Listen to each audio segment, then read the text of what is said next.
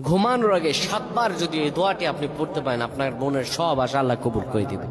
সব আশা আপনার কবুল হয়ে যাবে ইনশাআল্লাহ। এটি আপনি আপনার পরিবার মানুষকে শেয়ার করবেন।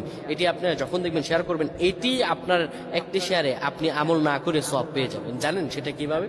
আপনার এই আমলটি যদি অন্য কেউ শুনে আমল করে, আপনি আমল না করে আর সব পেয়ে যাবেন। সুবহানাল্লাহ। কত সুন্দর ইসলাম, সুন্দর। আপনি আমল মানুষের কাছে ছড়িয়ে দিবেন, মানুষের কাছে আমলগুলো শেয়ার করবেন, আল্লাহ তাআলা আপনাকে ফজিলত দান করে দিবে। প্রিয় ভাইরা আমার, অনেকে মনের মধ্যে অনেক আশা, অনেক ব্যথা, অনেক চিন্তা, অনেক চেতনা, কি করব, আপনি আল্লাহ আপনার শব্দ কবুল করে নেবেন। প্রিয় ভাইরা আমার, ঘুমানোর আগে যদি কোনো ব্যক্তি পড়তে পারে,